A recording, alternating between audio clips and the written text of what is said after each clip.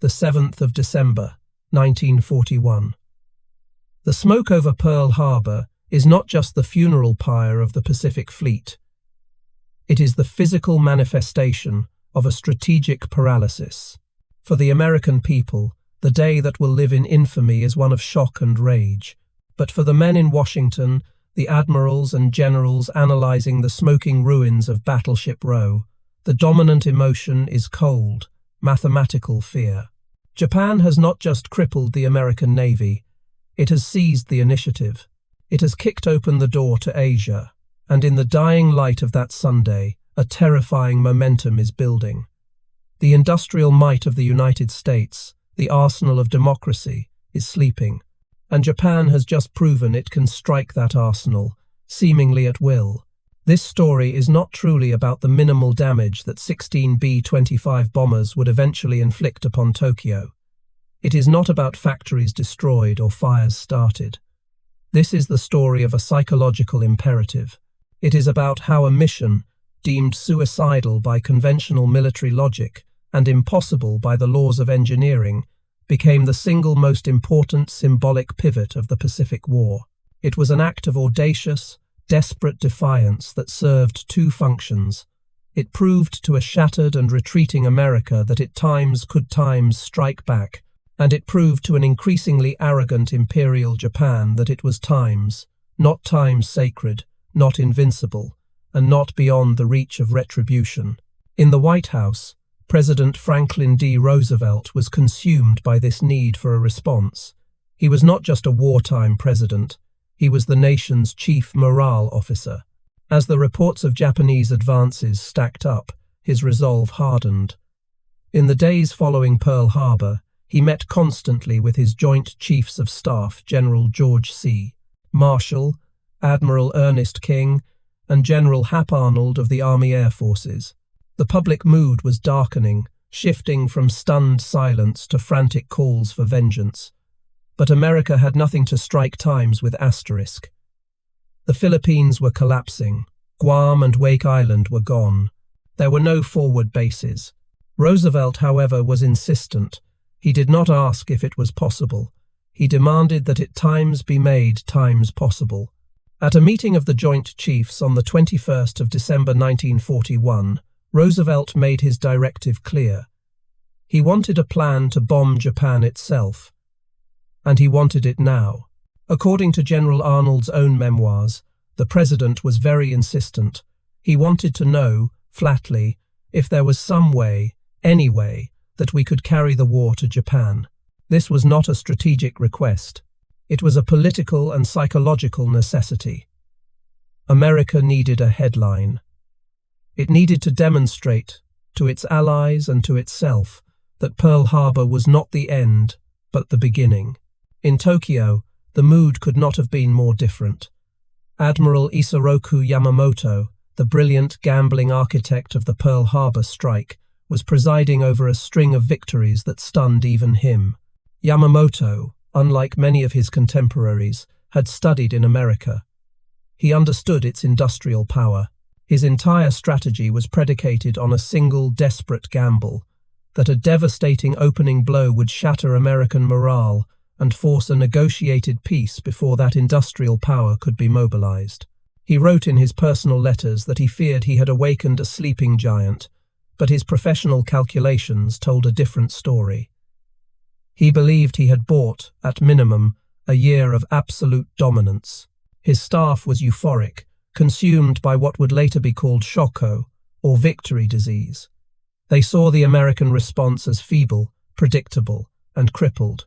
Yamamoto's plan was already shifting to the next phase, the destruction of the remaining American carriers, perhaps at a place called Midway. The Japanese homeland, protected by the vastness of the Pacific, was considered utterly inviolable. This arrogance was built on a foundation of terrifying fact. The winter and spring of 1942 were a black tide of Japanese conquest. In January, Rabaul, the key to the South Pacific, fell. On the 15th of February 1942, the impregnable British fortress of Singapore surrendered. Lieutenant General Arthur Percival yielded 80,000 British, Indian, and Australian troops to a smaller Japanese force, the largest surrender in British military history. The shockwaves were felt globally. In March, the Dutch East Indies, with their vital oil fields, collapsed. General Douglas MacArthur, the living symbol of American resistance in the Pacific, was forced to flee the Philippines by PT boat, leaving his starving men on Bataan to their fate. His promise, "I shall return," felt hollow against the reality of defeat. The statistics were staggering. In just over 3 months, Japan had conquered territory holding over 150 million people. It controlled the rubber of Malaya and the oil of Indonesia. It had sunk or crippled 24 Allied warships and destroyed thousands of aircraft. Allied shipping losses were catastrophic. The American, British, Dutch, Australian Abeda command, formed in desperation, had disintegrated. The Japanese Navy reigned supreme from the Indian Ocean to the Central Pacific. For the American public, reading the daily casualty lists and seeing the maps redrawn in favor of the rising sun, the situation felt hopeless. The nation was on the back foot, everywhere. The longest odds were not just about a single mission, they were about the survival of the Allied cause in the Pacific. America was not looking for a fair fight. It was looking for a miracle, a sign that the momentum could be broken. It needed someone to defy logic itself. That defiance would begin not in the halls of the Pentagon, but with a simple, seemingly insane observation from a submarine captain. Washington, D.C., January 1942. The city was a fortress of grim bureaucracy, running on adrenaline and fear. In the newly minted Pentagon and the aging munitions building, generals and admirals worked around the clock, staring at maps that bled red with Japanese advances. The pressure from the White House was relentless. President Roosevelt's demand for a counterstrike on Japan, issued in late December, had become a daily drumbeat. The problem was not one of will, but of physics. The Pacific Ocean was a tyrant of distance, and America was now on the wrong side of it. Every conventional option was a dead end. Long-range heavy bombers like the B-17 Flying Fortress or the B-24 Liberator had the legs, but they needed airfields. The only friendly airfields within range were in China, but those were deep inland, undeveloped, and under constant threat from the Japanese army. Flying from them would require a logistical miracle that simply didn't exist in early 1942. The alternative, staging from Soviet territory in Vladivostok, was a political non-starter.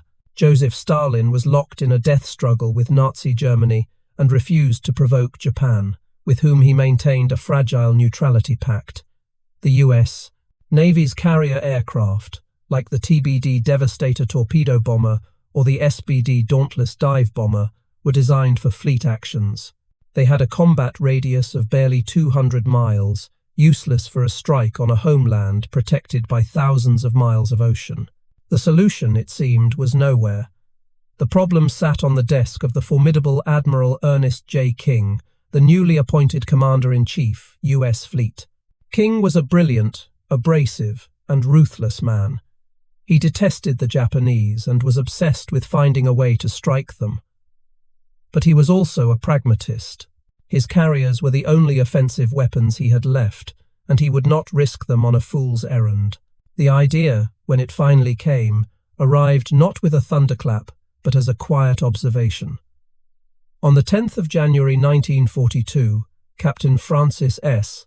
Lowe, a submarine officer on King's staff, flew into Norfolk, Virginia. As his plane descended, he looked down at the Naval Air Station. Painted on the runway were the outlines of a carrier deck, used for practice landings. At that same moment, a squadron of Army Air Force's medium bombers, likely B-25 seconds or B-26 seconds, happened to be practicing nearby. Lowe watched the large, twin-engined bombers taxi past the painted deck outline. The two images, the short carrier deck and the long-range Army bomber, collided in his mind. He asked himself a simple, absurd question. Could a plane like Times that Times take off from a ship like Times that asterisk? Lowe was not an aviator. He was a submariner, accustomed to thinking in terms of tonnage, range, and risk. Perhaps because he was not an aviator, his mind was not constrained by the established dogma that said what he was thinking was impossible. He returned to Washington and, on the evening of January 10th, mentioned his crazy idea to Admiral King. He proposed that Army medium bombers, which had the necessary range, could be launched from an aircraft carrier. They would strike Japan and then, unable to land back on the carrier, fly on to friendly bases in China. King remarkably did not dismiss it. The sheer audacity appealed to his aggressive nature. The idea was passed to his air operations expert, Captain Donald Dunk Duncan.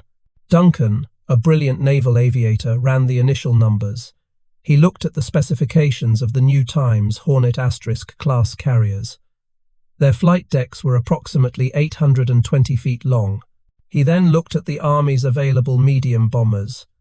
The Douglas B-18 Bolo and B-23 Dragon were obsolete and needed too much runway. The new Martin B-26 Marauder had excellent performance but notoriously difficult low-speed handling, a death sentence on a carrier. Then there was the North American B-25 Mitchell. It was new, reliable, and had a 67-foot wingspan. Crucially, it was known for being relatively stable at low speeds. But even the B-25, according to its own manual, required a minimum of 1,500 feet of clear runway for a standard takeoff at a moderate weight. Duncan's calculations suggested that to get a B-25 airborne with a 2,000-pound bomb load and enough fuel to reach China, it would need to lift off in less than 500 feet.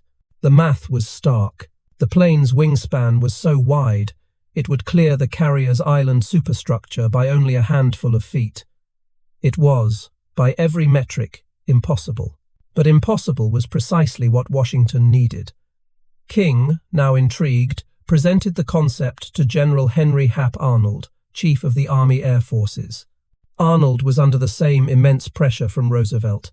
He saw the political and psychological value immediately. In his memoirs, Global Mission *, Arnold recounted the meeting. He recognized the astronomical risk. He would be sacrificing not just the planes, but the highly trained crews. If we were to use Army bombers, he wrote, it would be an Army show. But he also knew he had a man on his staff who specialized in the impossible, a man who had spent his entire career pushing aircraft beyond their known limits. Arnold agreed to investigate. The problem was now defined. It was a triangular equation of almost certain failure. The Navy had the ship, but it could not get close enough. The Army had the planes, but they could not take off from the ship. And even if they did, the crews would be lost, flying a one-way mission into hostile territory. They had the what, a desperate gambit. They lacked the how and the who. The how would require re-engineering an aircraft in a matter of weeks. The who would require a leader with an almost pathological disregard for conventional limitations. That man was already one of the most famous aviators in the world. General Henry Hap Arnold had a plan that violated every rule of naval and aerial warfare. He had a ship, the Times USS Hornet *, and a theoretical aircraft, the B-25 Mitchell. Now he needed a man to weld these two impossible pieces together. A man who was not just a leader, but an engineer, a scientist, and arguably the most technically proficient pilot on Earth. In January 1942, that man was already working on his staff in Washington. His name was Lieutenant Colonel James "Jimmy" Doolittle. In the pantheon of 1,932nd's aviation heroes, Doolittle stood apart. While figures like Charles Lindbergh captured the public imagination with feats of endurance, Doolittle was revered by the pilots, engineers, and strategists. He was the master of the calculated risk.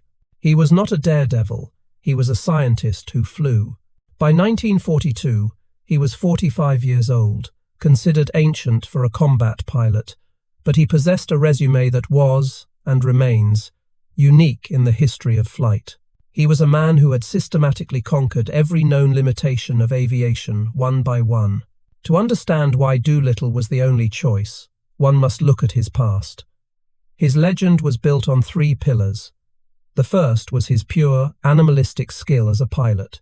In 1925, as an Army test pilot, he was sent to the Schneider Trophy race, the Formula One of its day, pitting the world's best seaplanes against each other. Flying the delicate and absurdly powerful Curtiss R3C2, a plane that was essentially a 600-horsepower engine with floats, he pushed the aircraft to its absolute limit, skillfully cornering the pylons with a terrifying, high-speed vertical bank. He won, defeating the British and Italian teams and becoming a national hero. But to Doolittle, this was just data. The second, and far more important, pillar was his mind. Doolittle was not just a stick and rudder man. He was a scholar. He had earned a doctorate in aeronautics from the Massachusetts Institute of Technology, MIT, in 1925, one of the first in the world. He understood the complex physics of aerodynamics, metallurgy, and engine performance. He put this to the test in 1929. At the time, flying in fog or clouds was a death sentence. Pilots had no reliable way to orient themselves once they lost sight of the horizon. Doolittle, working with Sperry gyroscope and Colesman instruments, helped develop the very first set of gyroscopic instruments, the artificial horizon and the directional gyro. On the 24th of September 1929, at Mitchell Field, New York, he climbed into a modified biplane with a completely covered-over blind cockpit. He took off, flew a 15-mile course, and landed precisely where he began, all without once seeing the ground. He had just invented instrument flight. He had proven that a pilot's mind and his instruments, not his gut, could master the elements. The third pillar was his relentless drive to push the envelope. He left the military to work for Shell Oil, convincing them that higher-octane fuels were the future of aviation. He then used his position to win nearly every air race that mattered, including the Bendix Trophy and the Thompson Trophy, pushing experimental mystery ships to the brink of disintegration. As he famously wrote in his autobiography, "I could never be so lucky again," he was not reckless. "I would thoroughly analyze the problem, whether it was mechanical or physical," he stated. "Then I would plan the flight. I never took a chance I didn't have to." This was the man General Arnold summoned to his office in mid-January 1942. Doolittle, now back in uniform, was expecting a technical problem, perhaps a flaw in the B-26 bomber he was trying to fix. Arnold laid out the situation: Roosevelt's demand, the Navy's skepticism, and Captain Lowe's crazy idea. He pointed to a B-25 model. Could this plane be launched from a carrier? What modifications would be needed? How much fuel? How many bombs? Arnold, in his memoirs, recalled Doolittle's reaction. There was no hesitation, no gasp. Doolittle simply looked at the numbers and, after a brief, intense calculation, gave the answer that would change the war. It can be done. Doolittle's confidence was not bravado, it was an engineering assessment. His MIT mind was already stripping the plane down. He knew the B-25's Wright R2000 600 engines. He knew their exact fuel consumption rates at different altitudes and power settings. He was calculating wing loading, stall speed, and the sheer structural stress of a maximum power, full-brake takeoff. He understood the problem of short-field takeoff better than anyone alive. He was, in that moment, the perfect fusion of scientist, engineer, and warrior. Arnold had his man. He didn't just want Doolittle to plan the mission, he wanted him to lead times it. This was a crucial distinction. The mission's planners knew the statistical probability of survival was near zero. They were asking men to fly to their deaths. By assigning Doolittle, Arnold was sending a message. This was not a suicide mission to be handed off to disposable junior officers. This was a problem to be solved, asterisk. And the Army Air Force's best problem solver, the legendary Jimmy Doolittle himself, would be the one to fly the first plane off the deck. Doolittle, for his part, wouldn't have had it any other way. His immediate request was for 2 B-25 seconds to be delivered to Norfolk, where he could begin the first and most critical phase. Proving the impossible was merely difficult. He had to invent the machine before he could invent the mission. The moment Jimmy Doolittle told General Arnold, "It can be done," the clock started. The theory was sound, but it had to be proven in steel. In early February 1942, Doolittle, along with a hand-picked group of pilots, converged on Norfolk, Virginia. The Navy, still skeptical but cooperative, painted a 500-foot white line on the runway, simulating the absolute maximum takeoff roll they could expect from the Times USS Hornet *. The first tests were conducted with 2 stock B-25B bombers, fresh from the factory. They were stripped of all non-essential equipment to mimic a light load. Doolittle himself, along with Lieutenant Hank Miller, a naval aviator from Norfolk assigned to train the Army pilots, climbed into the cockpit. Doolittle revved the 2 Wright R2600 engines to their absolute maximum, holding the plane straining against its brakes. The sound was a physical blow. He released the brakes, and the bomber clawed its way into the air, lifting off well before the 500-foot mark. He repeated the test again and again. It was a proof of concept. A times lightly times loaded B-25 times could times take off in the required distance. But the Tokyo mission required a times heavily times loaded Bomber 1 carrying thousands of pounds of bombs and, more critically, more than double its normal fuel load. Doolittle had not just proven the plane could do it, he had established a baseline from which to begin the most radical and high-speed aircraft modification program of the war. The problem was now purely one of mathematics: weight versus range. To fly 2,400 nautical miles, the estimated distance from the earliest possible launch point to the airfields in China, the B-25 seconds, needed a staggering amount of fuel. A standard B-25B carried 974 gallons. Doolittle's calculations demanded at least 1,141 gallons. To achieve this, the planes were flown to the Mid-Continent Airlines Modification Center in Minneapolis, Minnesota, under conditions of extreme secrecy. Civilian mechanics, sworn to silence, began a brutal process of addition by subtraction. First, everything that was not essential for a one-way, low-level attack was ripped out. The heavy, 600-pound ventral, belly turret, with its complex retraction mechanism, was the first to go. Its removal left a gaping hole in the fuselage, which was simply covered over with an aluminum sheet. The equally heavy radio equipment, used for long-range communication, was deemed useless for a secret, one-way mission and was torn out. Pilots' comfort items, like heaters, were removed. Most significantly, the Army Air Force's most prized possession, the top-secret Norden bomb sight, was removed. The Norden was a technological marvel, a mechanical computer that allowed high-altitude bombers to, theoretically, drop a bomb into a pickle barrel. But Doolittle's mission was not high altitude. It was a low-level, high-speed treetop attack. The Norden was useless for this, and under no circumstances could one be allowed to fall into Japanese hands. With the planes now lighter, Doolittle's team began adding the weight back in. The primary addition was fuel.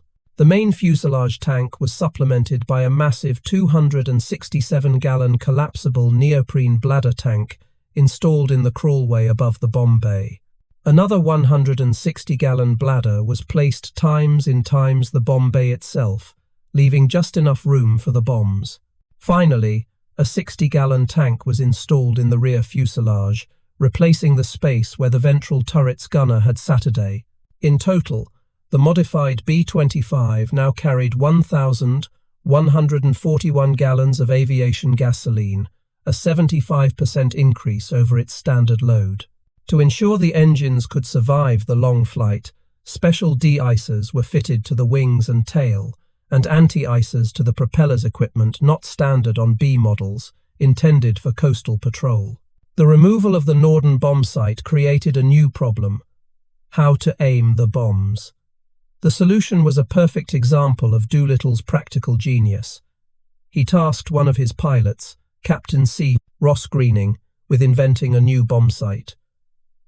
Greening, a skilled amateur tinkerer, went to a local workshop and fabricated a simple aiming device out of 2 pieces of aluminum. This Mark Twain bomb sight, so named for its simplicity, cost about 20 cents to make. It was essentially a calibrated peep sight that, when aligned by the bombardier at the specified altitude, 1,500 feet, and speed, would provide an accurate enough release point. For defense, the rear-facing 50 caliber machine guns in the tail were replaced with 2 simple broomsticks, painted black, to hopefully deter Japanese fighters from attacking from behind a desperate, psychological bluff. By late February, the 24 modified B-25 seconds were ready. They were no longer B-25 seconds, they were hybrid monsters, aerial torpedoes designed for a single purpose. The final weigh-in revealed the terrifying scale of Doolittle's gamble. A standard B-25B had a combat weight of around 21,000 pounds. The Doolittle Raider, fully loaded with 1,141 gallons of fuel, 2,000 pounds of bombs, 4 500-pound demolition bombs, and a 5-man crew, tipped the scales at over 31,000 pounds. It was grossly overweight, with its centre of gravity dangerously shifted. And this 15-ton behemoth was expected to lift off from a pitching carrier deck in less than 500 feet, in a 40-knot gale, and fly at stall speed, with its left wingtip mere feet from the carrier's island. There was no margin for error. A single engine flutter, a moment's hesitation, and the plane would plunge into the sea, taking the Times, Hornet Times, and the entire mission with it. The machine was forged. Now, Doolittle needed the men willing to fly it. Eglin Field, Florida. The 1st of March 1942, the humid air of the Gulf Coast was thick with tension. Jimmy Doolittle had his 24 modified, overweight B-25 seconds. He had his impossible calculations. Now, he needed the human element. He needed the best flight crews the Army Air Forces had, and he needed them to volunteer for a mission he could not describe, to a target he could not name, with a probability of survival he could not guarantee. He needed men who would fly, without question, into the absolute unknown. He went to the 17th Bombardment Group. This was a logical choice. The 17th was the first group in the AAF to be fully equipped with the B-25 Mitchell. Its pilots were the most experienced in the world on that specific airframe. Doolittle assembled the crews in a base auditorium. The secrecy was suffocating. Doolittle, a man known for his directness, stood before them and gave a speech that was a masterpiece of chilling ambiguity. He was looking for volunteers, he said, for a mission that was extremely hazardous. He offered no details on the target, the destination, or the nature of the flight. Captain Ted W. Lawson, a 4-year-old pilot in the 95th Squadron, captured the moment perfectly in his post-war memoir, 30 Seconds Over Tokyo. He described Doolittle's words. He said that it was a mission that all of us had been waiting for, a chance to strike a blow at the enemy. He said that, frankly, he didn't know whether we would even be coming back. Doolittle was blunt about the odds. He wanted only men who were willing to accept this. Anyone who did not want to go could drop out, with no questions asked, and no black mark on their record. The response was electric. The 17th Bomb Group, like the rest of America, was simmering with frustration and a burning desire for payback after Pearl Harbor. Nearly every man in the room volunteered. From this pool of eager patriots, Doolittle and his staff began a quiet, ruthless selection process. They weren't just looking for the best pilots, they were looking for the best teams.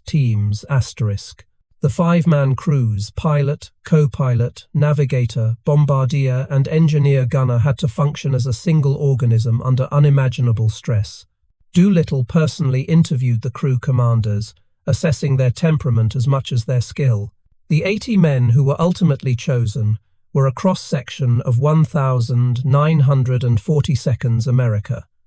They were farm boys, college graduates, and mechanics, united by a shared proficiency and a fatalistic sense of duty.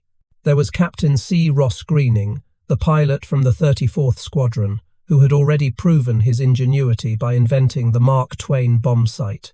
There was Lieutenant Henry Hank Miller, the Navy flight instructor from Norfolk, who had conducted the initial carrier tests and volunteered to go with the Army crews he had trained.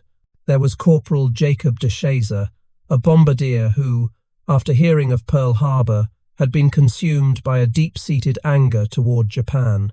His motivations were intensely personal. As he later wrote, he felt a bitter hatred and a desire for retribution that this secret mission promised to fulfill.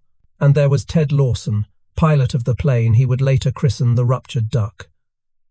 Lawson and his crew were typical: young, supremely confident, and eager. In his memoir, Lawson describes the mood not as one of fear, but of intense, buzzing curiosity and pride. "We were in," he wrote. "We were in on something big. We felt that we had been given a great break. We were going to get a crack at the Japs." This was the dominant psychology. The 80 men were not conscripts being sent to their doom. They were the chosen few, the first to carry the war back to the enemy. With his 16 primary crews selected, with others serving as backups, Doolittle immediately began the most brutal and specialized training regimen of the war. At a remote auxiliary field, Wagner Field, Doolittle's crews were introduced to the core problem, taking off in 500 feet. For a B-25 pilot trained on 3,000-foot runways, this was not just difficult, it was psychologically terrifying. It violated every instinct for safety. Doolittle, flying the first plane himself, demonstrated the technique. It was a controlled crash, a maneuver of pure, unadulterated violence. The pilot would roll his B-25 onto the chalk line, lock the brakes, and push the throttles to their absolute forward limit. The 15-ton bomber would buck and roar, its two Wright R-2600 engines screaming at full power, the entire airframe shaking so hard the instruments blurred. The co-pilot would drop the flaps to the full-down position, a setting never used for takeoff, to provide maximum, instantaneous lift and maximum drag. On Doolittle's signal, a waved flag, the pilot would release the brakes. The plane would lurch forward, accelerating with agonizing slowness. The pilot had to hold the nose wheel on the deck, building every possible knot of speed. Then, just as the plane neared the 500-foot end of the deck marker, he would haul back on the yoke, forcing the B-25 into the air at its absolute stall speed, barely 80 miles per hour. The plane would mush forward, hanging suspended, engines clawing, just feet above the ground, before slowly gaining altitude. They practiced this over and over, every single day. They practiced it with light loads, then with medium loads, and finally with full combat weight, the planes heavy with water barrels simulating the weight of fuel and bombs. Each takeoff was a near-death experience. There was no margin for error. If a pilot pulled back too soon, the plane would stall and crash. If he pulled back too late, he would run out of runway.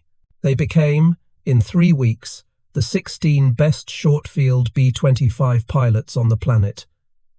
They were a tight-knit fraternity, bonded by a secret they still did not know. They only knew that the colonel was going with them, and that wherever they were going, it required a skill that no other bomber crew in the world possessed. In late March, Doolittle declared their training complete. The 16 modified bombers were flown in extreme secrecy, one by one, across the continent to McClellan Field near Sacramento, California, for final checks. Then, they were flown to the Naval Air Station at Alameda, parked in a secure, guarded corner of the field. On the 1st of April 1942, the 80 men of the Doolittle Raid watched in stunned silence as their B-25 seconds, Army Air Forces bombers, were lifted by giant Navy cranes and lowered onto the flight deck of the Times USS Hornet ***. The secret was out. On the 2nd of April 1942, the citizens of San Francisco, a city already jittery with wartime nerves and blackout drills, witnessed one of the most bizarre and surreal sights of the war. Slipping out from the Naval Air Station at Alameda, the new aircraft carrier Times USS Hornet passed under the sweeping orange arches of the Golden Gate Bridge and headed into the Pacific fog. Her flight deck, the most powerful offensive weapon in the US Navy's arsenal, was useless. It was completely blocked, packed wingtip to wingtip with 16 massive, twin-tailed B-25 Mitchell bombers, their US Army Air Force's stars starkly out of place against the grey steel of the warship. They were lashed down against the ocean swells, a strange hybrid cargo of desperation. The Times, Hornet Times, was not just a warship, she was a delivery vehicle for an impossible idea. The Times, Hornet Times and her escorts, 2 cruisers, 4 destroyers, and an oiler, sailed west alone for several days, a vulnerable target in an ocean dominated by the Imperial Japanese Navy. But they were not alone for long. On April 13, deep in the North Pacific, they rendezvoused with a second, more powerful task force. This was the true guardian of the mission, Task Force 16, centered on the Times Hornet Asterisks sister ship, the Times USS Enterprise Asterisk, and at its command was the most aggressive, pugnacious, and revered brawler in the US Navy, Vice Admiral William Bull Halsey. Halsey was, in many ways, the Doolittle of the Navy. He was a pure, instinctive fighter. His personal motto, hit hard, hit fast, hit often, was the antithesis of the pre-war Navy's cautious doctrine. He had spent the first dark months of the war conducting daring, high-speed raids on Japanese-held islands Marcus, Wake, and the Gilberts. These raids did little material damage, but they were huge morale boosters, proving that the Navy was not broken. When Halsey was briefed on the Doolittle mission, he embraced it with characteristic fervor. In his autobiography, Admiral Halsey's Story, he was blunt about his role. It was my job to get Doolittle within range of Japan and get him out of there. He saw the Times, Hornet Times as precious cargo, and Doolittle's men as passengers. His own Times Enterprise Asterisk, with its full complement of fighters, dive bombers, and torpedo planes, would be the shotgun for the mission. This combined armada, now designated Task Force 16, was the single greatest strategic gamble of the war to date. It comprised America's Times-only Times-2 operational aircraft carriers in the entire Pacific Ocean. Asterisk, Enterprise, Times, and Times, Hornet Asterisk.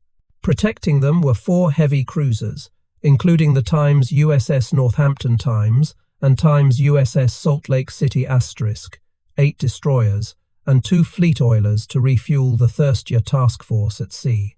Admiral King was, in effect, pushing all of his blue chips into the center of the table.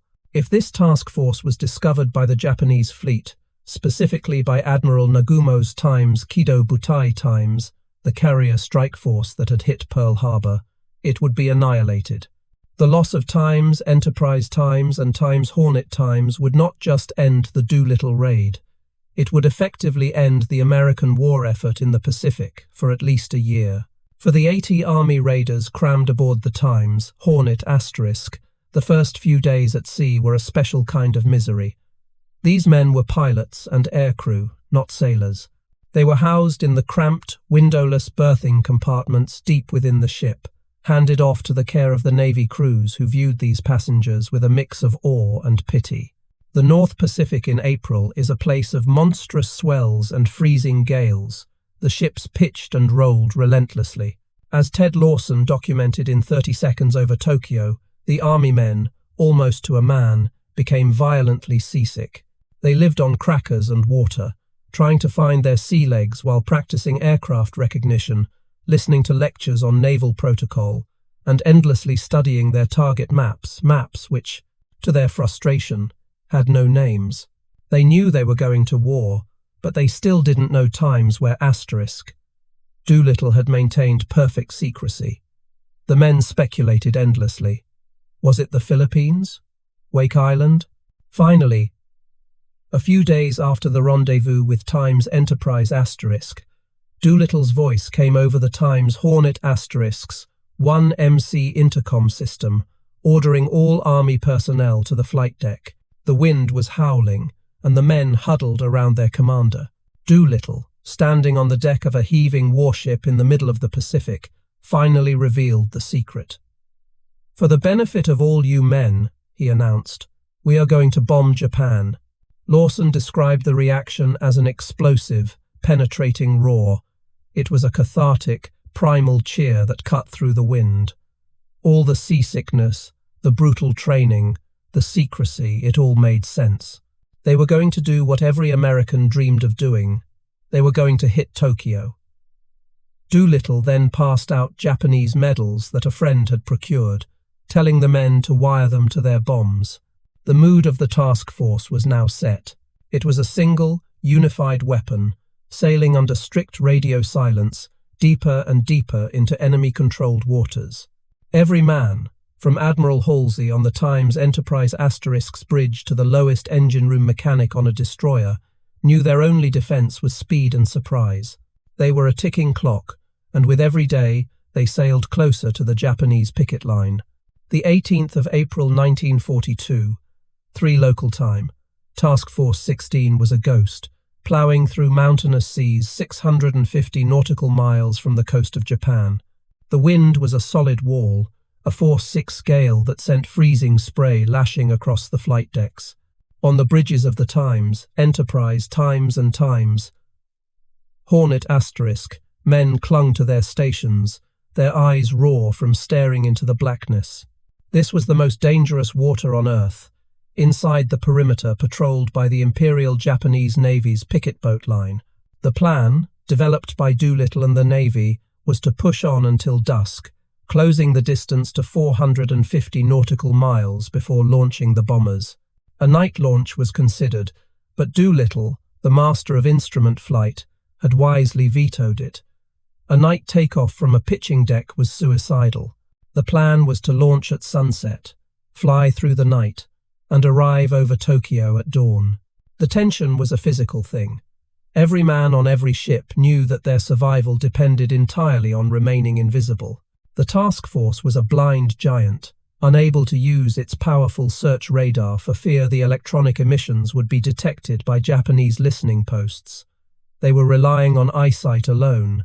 The seas were so heavy that the destroyers on the outer screen were plunging their bows completely underwater, their lookouts struggling just to hang on. Vice Admiral Halsey, on the bridge of the Times Enterprise asterisk, had not slept in his cabin for days. He was living on coffee and nervous energy, knowing that with every mile he was pushing his 2 most valuable assets, the Times only ×2 American carriers in the Pacific, deeper into the jaws of the trap. At 7:38, the impossible happened. The luck that had carried them over 4,000 miles of open ocean finally ran out. A lookout on the Times Enterprise Times screamed, "Smoke, dead ahead." Through the grey morning light and the rain squalls, a small, dark shape was visible, bobbing in the enormous swells. It was a Japanese picket boat, the Times Nito Maru no, 23 asterisk, a 70-ton patrol craft. It had spotted the American armada. On the Times Enterprise asterisk, alarm bells shattered the morning quiet. The picket boat was small, but its radio was lethal. The cruiser Times, USS Nashville Times, was ordered to engage, its 6-inch guns thundering in the gale. But it was too late. Before the Times Nashville asterisk shells could find their mark, the radio operator on the Times Nito Maru Times was frantically transmitting a message.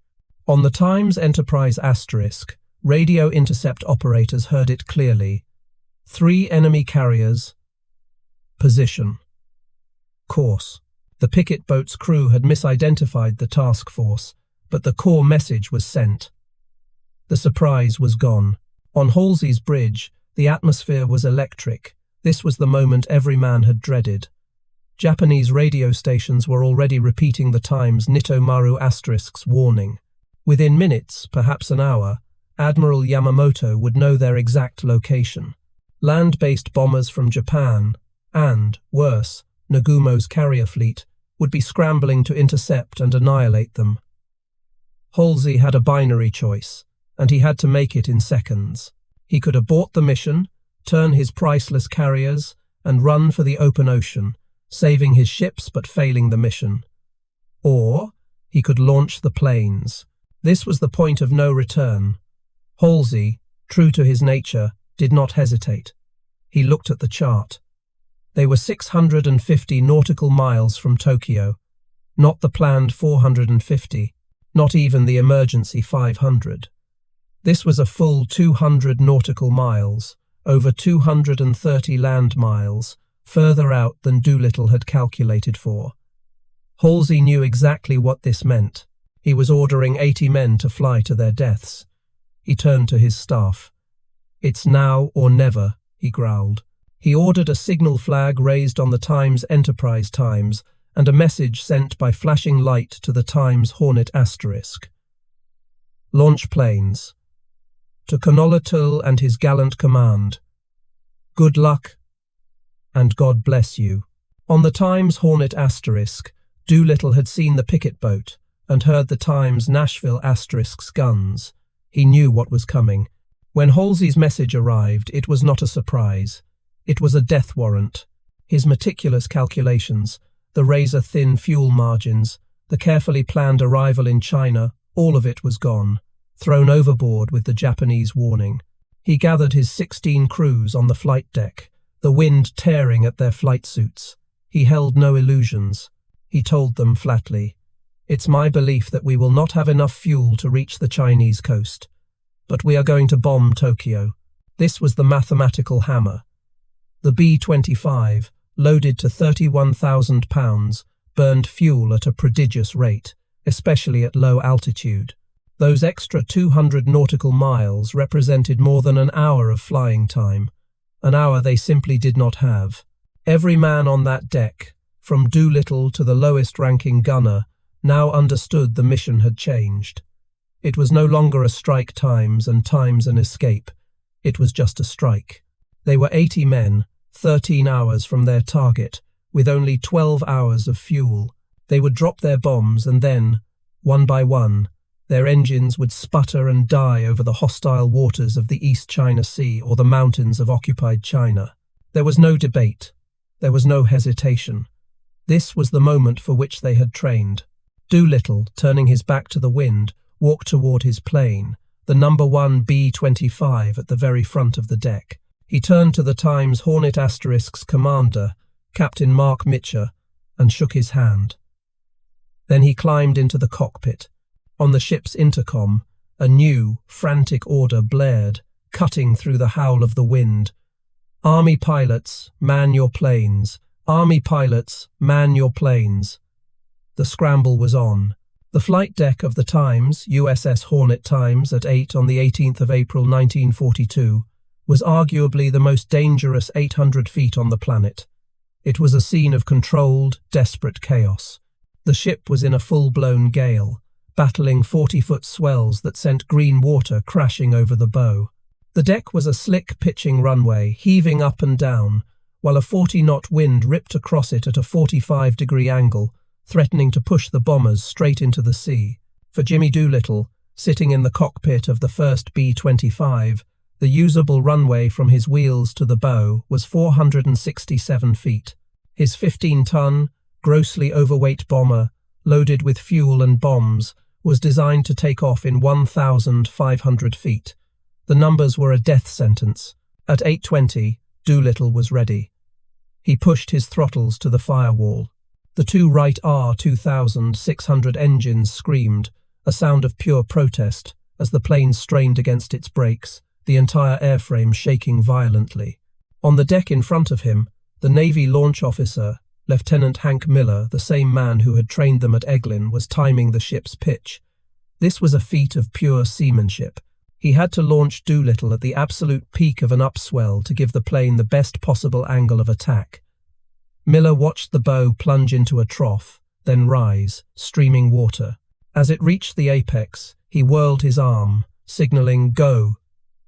Doolittle released the brakes. The B-25 lurched forward, accelerating with agonizing slowness. Doolittle held the nose wheel down, fighting the controls, squeezing every last knot of speed from the short runway. The plane's left wingtip, just feet from the carrier's island superstructure, cleared it. As he reached the end of the deck, he hauled back on the yoke. The bomber did not fly off the deck. It mushed. It fell. As Doolittle described it in his report, the plane stalled as it left the deck, plunging toward the waves. For a heart-stopping second, the plane vanished from the Times Hornet asterisks view, hidden by the bow. Then, engines clawing, it reappeared, its propellers just feet above the whitecaps, hanging in the air. Doolittle held it there, flying on pure horsepower and lift from the full flaps, until he had built enough airspeed to climb. He had made it. The impossible was possible. One by one, the other 15 planes followed. For the pilots waiting their turn, it was a unique form of torture. They watched the plane in front of them rev to a scream, lurch forward, and disappear off the bow. Ted Lawson, in the ruptured duck, was the 7th to go. He described the terrific feeling of emptiness as he cleared the deck and his plane, just like Doolittle's, stalled. "The bottom dropped out of everything," he wrote. His B-25 sank so fast that its tail and fuselage actually struck the water, ripping a gash in the aluminum. The impact of the cold sea was a jarring slam, but the engines, running at full power, dragged the damaged plane back into the sky. Lawson was airborne, his plane wounded but flying. Another pilot, Lieutenant Edgar Ed McElroy, was so focused on the island that he almost flew straight into it, having to bank his B-25 sharply to the left at the last second. This was not just an Army Air Force's achievement, it was one of the greatest feats of naval airmanship in history. The Times Hornet asterisks Navy flight deck crew, the deck apes, performed a miracle. On a wet, plunging, wildly unstable deck, these men had to unchain each 31,000-pound bomber, manually maneuver it into position, fuel it, and precisely spot it for launch.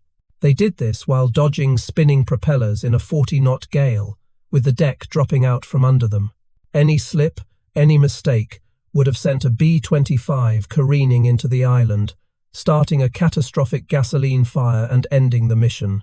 In just 64 minutes, these men launched 16 medium bombers.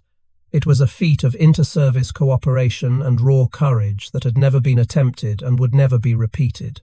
By 9:24, it was over. All 16 B-25 seconds were in the air. They formed into small, ragged flights of 2 and 3, Doolittle in the lead. Halsey, on the Times Enterprise asterisk, watched them go. His gamble had paid off. He immediately turned his priceless task force 180 degrees and, at flank speed, ran for the safety of the open Pacific. His job was done. For the 80 men of the Doolittle Raid, the job was just beginning. They were alone. They dropped to wave-top level, on the deck, to avoid Japanese radar.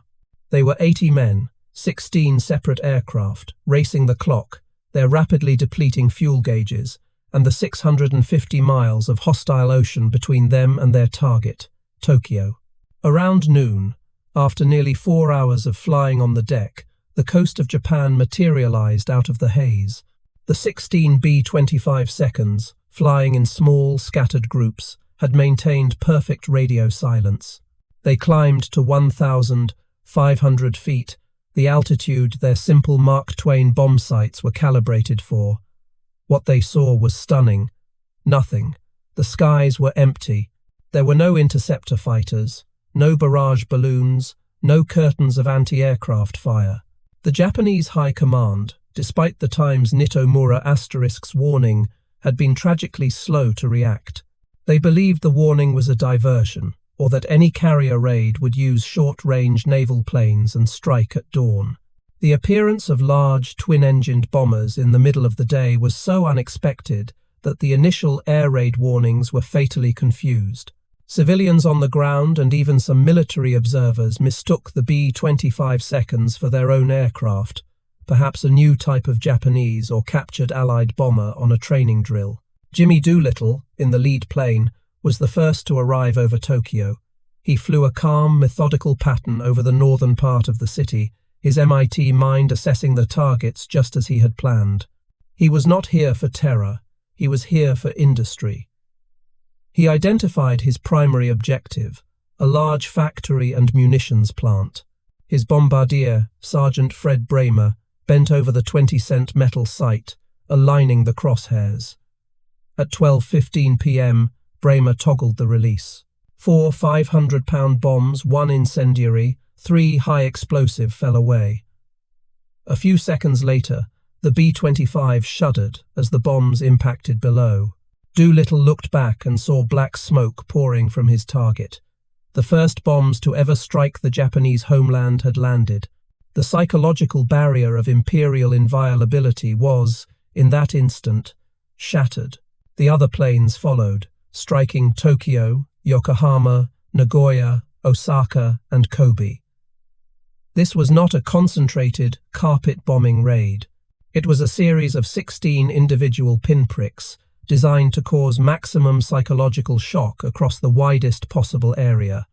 Ted Lawson, piloting the ruptured duck, came in low over South Tokyo. His memoir, 30 Seconds Over Tokyo, captures the surreal, compressed violence of the attack. "I was flying right down a row of factories," he wrote. "The flak was bursting all around us, puffs of dirty black smoke. Japanese anti-aircraft guns, finally realizing this was an attack, were opening up, but their aim was wild. They were tracking the B-25 seconds by sound, not by sight, and their fuses were set for high-altitude bombers, not for planes skimming the rooftops." Lawson's bombardier, Lieutenant Dean Davenport, called out his targets. "I'm on it. Bombs away!" The plane jumped as the 2,000-pound load was released. Lawson pushed his throttles forward, diving back down to treetop level, weaving through factory smokestacks to escape the city. The experience of Captain C. Ross Greening in plane Hasonion was even more surreal. He flew his B-25 straight down a main Tokyo street, so low that he and his crew could clearly see the faces of people in the streets and on rooftops, frozen in disbelief, many of them still waving. "I could see a baseball game going on," Greening reported later. As he approached his target, a large factory, the first puffs of black smoke from anti-aircraft fire appeared. "It was then," he wrote, "that the civilians who were waving at us began to scatter. His bombs struck the target, and he too dove for the deck, zigzagging out of the city. The entire attack, for each crew, lasted little more than 30 seconds. The physical damage, when assessed by Japanese authorities, was scattered and, in a strategic sense, minimal. The 16 planes carried a total of only 16 tons of bombs, a payload that a single B-17 squadron would deliver in a routine raid later in the war.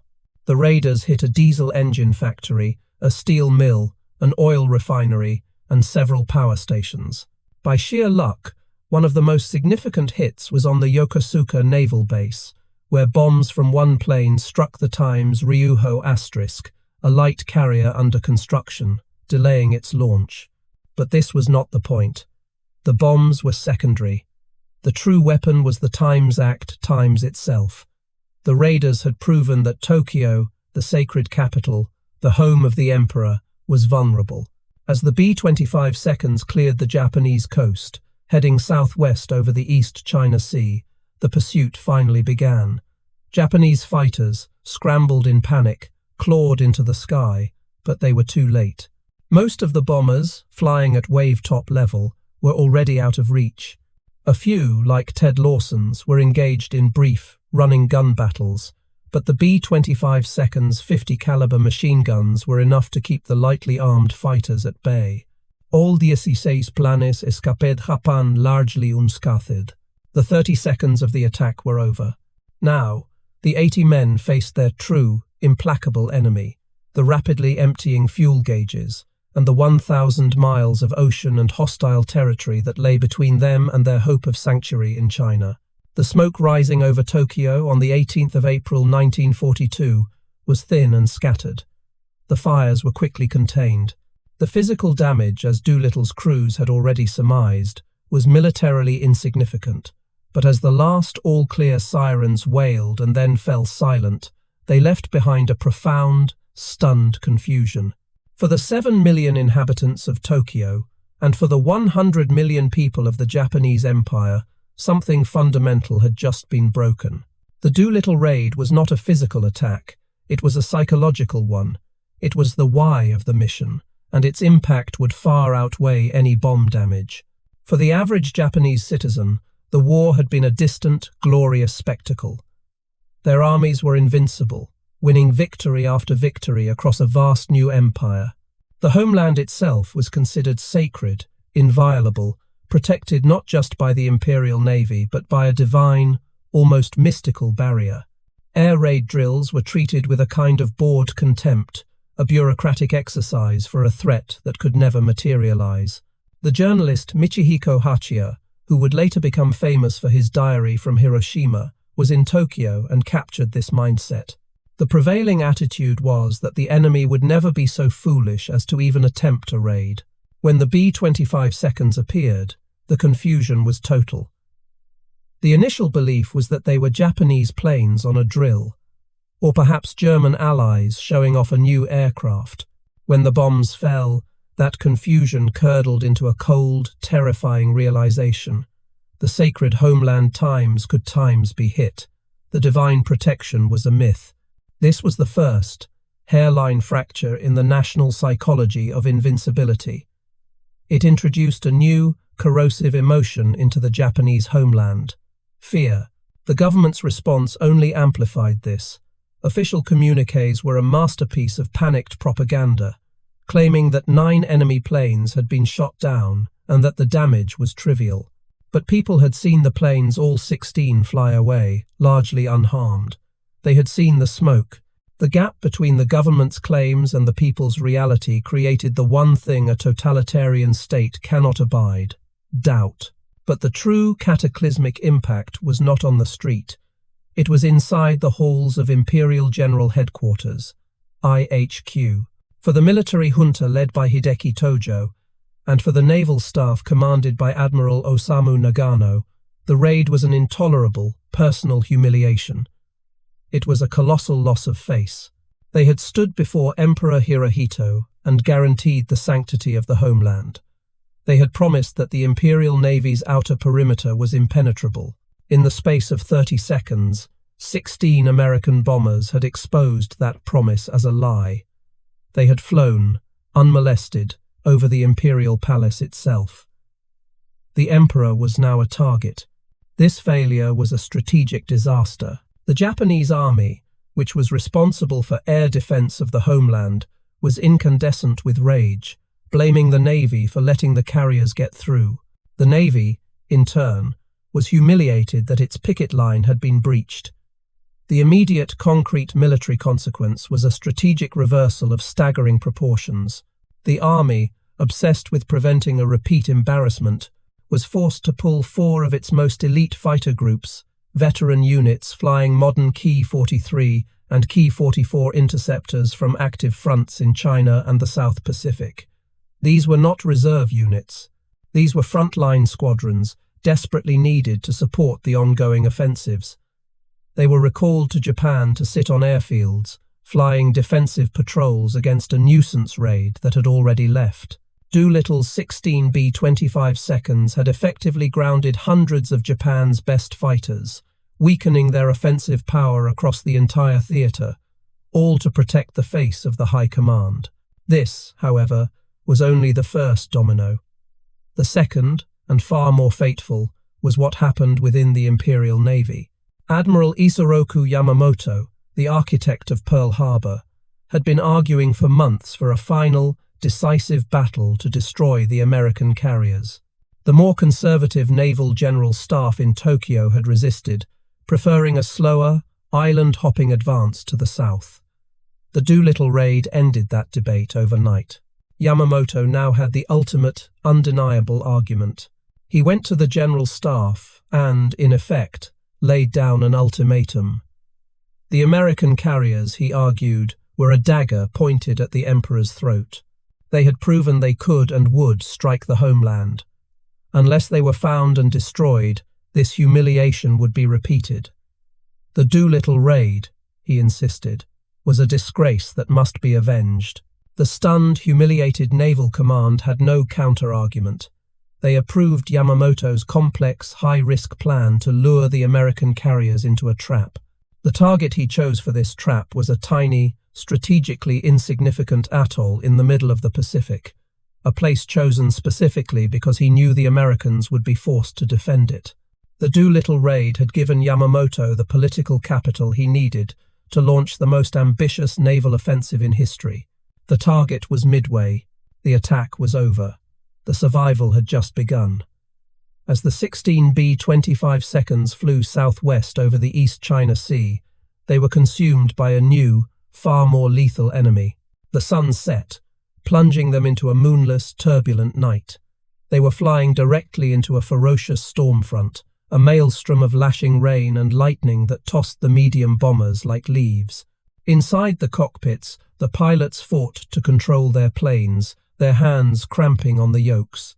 But the true battle was being fought on the instrument panel, against the fuel gauges. All 16 were dropping, inexorably, toward empty. The impossible math of the 200-mile early launch was now absolute. The planes had been in the air for over 13 hours. They had been built for a 12-hour flight. The homing beacon in Quchao, China, which Doolittle had arranged and was banking on to guide them in, was silent. The airfield had been overrun by Japanese troops, a fact the raiders could not know. They were flying blind, out of fuel, in a storm, over hostile territory. One by one, the red warning lights flickered on. The Wright R 2,600 engines, which had performed flawlessly for a mission they were never designed for, began to sputter. Over the mountains of inland China, Jimmy Doolittle, in the lead plane, faced the final, agonizing choice. His fuel was gone. He ordered his crew to bail out. At 9,000 feet, in the pitch blackness of the storm, he opened the bottom hatch, and one by one, his men jumped into the void. Doolittle, the 5-year-old commander, the scientist, the father of the mission, was the last to go. He tumbled through the storm, his parachute snapping open. He landed, hard, in a rice paddy, the impact cushioned by a fresh layer of human waste. He was alone, in the dark, in a country he did not know, soaked and freezing. As he wrote in his official report, his first emotion was one of profound failure. "I was convinced that I was the only survivor," he stated. He believed he had lost all 15 other planes, all 75 of his men. He believed he had failed his mission and his country. The fate of Ted Lawson's The Ruptured Duck was even more violent. Lawson, flying a plane already damaged from its takeoff, knew he couldn't clear the coastal mountains. His engines coughed and died just as he spotted the shoreline in a flash of lightning. He had no choice but to ditch the plane in the churning, storm-tossed surf. He ordered his crew to brace positions.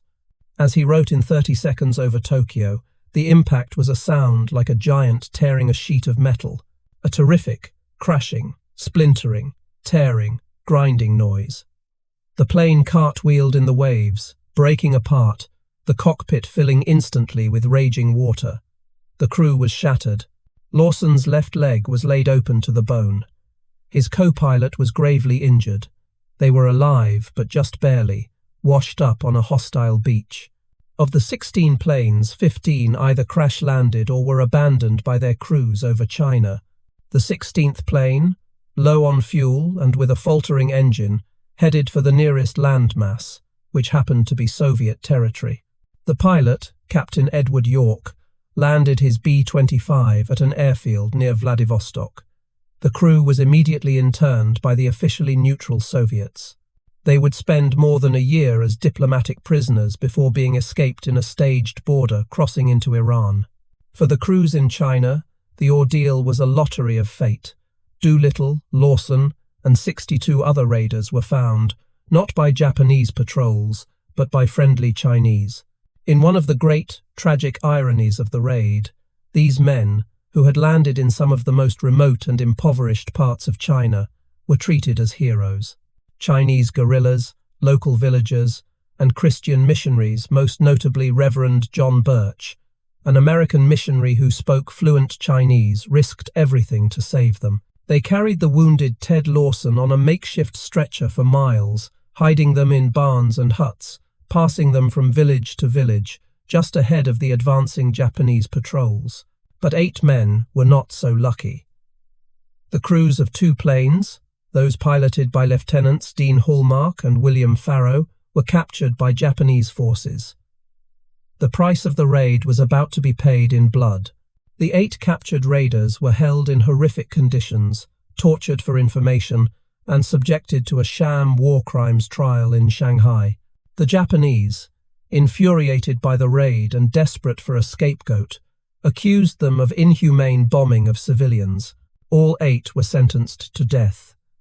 5 had their sentences commuted to life imprisonment. The other 3 lieutenants, Dean Hallmark and William Farrow, and Sergeant Harold Spatz, were taken to a public cemetery outside Shanghai on the 15th of October 1942 and executed by firing squad. The final tally was staggering. Of the 80 men who had flown off the Times Hornet *''s deck, 3 were killed in action during the crashes. 8 were captured by the Japanese, 3 of whom were executed. 5 were interned in Russia, but 64, including Doolittle himself, were saved by their Chinese allies and, after an arduous, months-long journey, were smuggled back to America. The price, however, was not just paid by the raiders. The Japanese army, in a horrific reprisal known as the Zhejiang-Jiangxi campaign, unleashed a wave of terror on the Chinese provinces that had sheltered the pilots. They slaughtered an estimated 250,000 Chinese civilians, searching for the airmen and punishing the population for their loyalty. The Doolittle Raid was a story of American courage, but it was also one of profound Chinese sacrifice. While Jimmy Doolittle and his men were fighting for their lives in the mountains of China, the strategic situation for the United States remained catastrophic. The news from the Pacific was a relentless drumbeat of defeat. On April 19th, the day after the raid, American forces in the Philippines were in their final death throes. The doomed garrison on Corregidor was being systematically pulverized by Japanese artillery, a battle that was no longer a fight, but a public execution. The American people were starved for a victory, for any sign that the black tide of Japanese conquest, which had begun at Pearl Harbor, could be stopped. They were desperate. Into this vacuum of despair, the first news of the raid landed like a thunderclap. On the evening of April 18th, the White House released a terse, tantalizing communiqué. It stated only that U.S. Army Air Forces bombers, led by Lieutenant Colonel James Doolittle, had bombed the mainland of Japan. It gave no details. It did not say from where, or how, or what the results were. It didn't need to. The effect was electric. Newspapers, which for months had been running headlines of surrender and retreat, exploded with banner headlines, "Tokyo bombed" and "Doolittle strikes Jap homeland." The public reaction was one of stunned, almost disbelieving euphoria. It was the good news that President Roosevelt had so desperately needed back in December. But the media and the public were consumed by a single question. How? How had American bombers, which had no bases within thousands of miles of Japan, managed this feat? Speculation ran wild. Had they flown from secret bases in China, from the Aleutian Islands? The Japanese High Command, equally baffled and humiliated, put out their own propaganda, insisting the planes must have come from the Times, Hornet Times, and Times Enterprise, Times a fact, the U.S. Navy, desperate to protect the secret of its carrier's location, vigorously denied. The mystery only added to the raid's mythical power. This set the stage for one of the most masterful acts of political theatre and psychological warfare of the entire war. On the 21st of April 1942, President Franklin D. Roosevelt held a press conference. The Oval Office was packed with reporters, all shouting the same question: "Mr. President, where did those planes come from?" Roosevelt, who was in a particularly buoyant mood, leaned back in his chair, a broad grin on his face. He let the reporters clamour for a moment. Then, with a wry, conspiratorial smile, he leaned forward to the microphones. "The planes," he said, "had taken off from our new secret base at Shangri-La." The reference was to the 1933 novel Lost Horizon, a fantasy about a perfect, mythical, and unreachable paradise hidden in the Himalayas. It was a brilliant, audacious deflection. It was a joke, and the entire nation was in on it. The effect was transformative. Roosevelt had not just dodged the question, he had created a legend. He had taunted the Japanese, implying that America had a secret, almost magical capability. He had signaled to the American people that their government was clever, audacious, and had a plan. The Shangri-La comment was a propaganda hammer, a single phrase that boosted national confidence, infuriated an already humiliated enemy, and perfectly encapsulated the mission's almost mythical quality. The press loved it, the public loved it, and the name Shangri-La instantly entered the American lexicon as a symbol of defiance. This morale boost was not just a feeling, it had tangible, measurable effects on the war effort. It was the why of the mission, from Roosevelt's perspective. In the weeks following the raid, sales of war bonds, the primary vehicle for financing the war, spiked dramatically. Americans who had been hoarding their money, fearful of the future, now felt a surge of confidence. They were investing in a victory they now believed was possible. Anecdotal reports from factory floors, from the Willow Run plant building B-25s to the shipyards building Liberty ships, told of a new energy. Production rates, which were already climbing, accelerated. The arsenal of democracy had been given a reason to work harder, a jolt of adrenaline. The raid proved to the welder, the riveter, and the taxpayer that their efforts were not in vain. They were, in fact, building the weapons that could, and did, strike the heart of the enemy. The Doolittle Raid was, by this metric, a 100% success. Its primary times, American times, objective was never military, it was psychological. It was the headline Roosevelt had demanded. It was the symbolic pivot.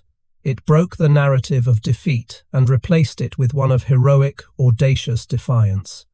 It proved that America was not beaten, that it was, in fact, just beginning to fight. This psychological victory, paid for with the lives of 16 aircraft and the sacrifices of the 80 raiders, was a crucial turning point. But this morale boost, this Shangri-La effect, had also done something else. By infuriating the Japanese high command, it had set the trigger for a military confrontation, a confrontation that would, just 6 weeks later, become the Times military turning point of the Pacific War. Le 4 juin 1942, just 6 weeks after the Doolittle Raid, the vast, empty expanse of the Pacific Ocean near a tiny atoll named Midway was about to become the arena for the most decisive naval battle in history. This was the payoff. This was the direct, linear, and catastrophic military consequence of the psychological blow Jimmy Doolittle had delivered to Tokyo. As established, the raid's humiliation had forced the hand of a reluctant naval general staff, giving Admiral Isoroku Yamamoto the political capital to launch his complex, high-risk plan to trap and destroy America's carriers. The Battle of Midway was not a separate, disconnected event. It was the final, lethal act of a play that Doolittle's 80 men had started. But Yamamoto's trap had a fatal flaw. He was baiting an ambush for an enemy who was already reading his mail. In a refrigerated, soundproof basement command center at Pearl Harbor, codenamed Station Hypo, Commander Joseph Rochefort and his team of brilliant, eccentric cryptanalysts had achieved the single greatest intelligence breakthrough of the war. They had partially broken the Japanese naval code, JN-25. This, too, had a direct link to the Doolittle Raid. In the panicked, chaotic days, times after times the raid, Japanese naval radio traffic had exploded. The frantic messages scrambling ships, recalling fighter groups, and coordinating the hunt for Halsey's task force had provided Rochefort with a massive new trove of data, the breaks and cribs he needed to confirm his theories. By mid-May, Rochefort knew Yamamoto's entire plan. He knew the target was a location designated AF. He famously proved AF was Midway by having the garrison broadcast an unencrypted, false message about a broken water desalination plant. 2 days later, a Japanese intercept confirmed that AF was short on fresh water. Admiral Chester Nimitz, The calm, calculating new commander of the Pacific Fleet now held the ultimate advantage. He knew where, when, and with what force Yamamoto was coming. He was holding the enemy's playbook. Yamamoto's plan was a masterpiece of Japanese naval doctrine, complex, dispersed, and reliant on a perfectly timed series of deceptions. He was using 4 of his elite fleet carriers times Akagi asterisk, Kaga asterisk, Soryu asterisk, and times Hiryu times the very heart of the times Kido Butai, times that had struck Pearl Harbor as the bait and the hammer. He believed he was sailing to ambush a crippled, demoralized, and inferior U.S. Navy. He was, in fact, sailing directly into an ambush himself. Nimitz, in a desperate gamble, patched up the carrier times, Yorktown times, severely damaged at the Battle of the Coral Sea in just 72 hours. He then combined it with Halsey's carriers, the Times Enterprise, Times and Times Hornet asterisk, placing them under the command of Admiral Raymond Spruance. The hunters had become the hunted. On the morning of the 4th of June, 1942, the black tide of Japanese victory, which had begun in Part 1, was about to be reversed in 5 fatal minutes. The Japanese carrier force, having launched its initial strike on Midway Island, was in a state of maximum vulnerability. Its commander, Admiral Nagumo, was confused by conflicting reports. He had made the fateful decision to rearm his reserve planes, switching them from anti-ship torpedoes to land attack bombs. Then, at the last second, a report came in. An American carrier was spotted. Nagumo ordered a second, frantic rearming, back to torpedoes. His flight decks were a chaotic mess of high-explosive bombs, volatile torpedoes, and fully fueled aircraft. At that exact moment, at 10:20 a.m., American SBD Dauntless dive bombers, launched from the Times Enterprise Times and Times Yorktown asterisk, emerged from the clouds. The result was an annihilation. The American planes, led by pilots like Lieutenant Commander Wade McCluskey, dove almost unopposed. In 5 minutes, the Times Kaga asterisk, Akagi asterisk, and Times Soryu times were transformed into blazing, infernal wrecks. Their decks, packed with fuel and ordnance, detonated in a series of cataclysmic secondary explosions. The elite, invincible Japanese naval air crews were incinerated. By the end of the day, the 4th carrier, Hiryu would also be found and sunk. On the bridge of his flagship Times Yamato hundreds of miles away, Admiral Yamamoto received the reports. The victory disease that had infected his staff since Pearl Harbor was cured in an instant, replaced by a cold, profound, and permanent shock. The Doolittle Raid, the nuisance mission of 16 Army bombers, had successfully baited the entire offensive power of the Imperial Japanese Navy into the single greatest ambush in modern history. The strategic math was reversed, permanently. Japan had lost 4 of its 6 fleet carriers, ships it could not replace. It had lost hundreds of its best, irreplaceable veteran pilots. America had lost 1 carrier, the Times Yorktown asterisk. The offensive power of the Japanese Navy was broken. This was the bookend. This was the payoff. The thesis statement, laid out in Part 1, was now proven in fire. The Doolittle Raid was the psychological pivot, the impossible raid that proved Japan was times not times invincible. That psychological blow, as we have seen, directly and inexorably forced the hand of the Japanese High Command, triggering the military pivot, the Battle of Midway.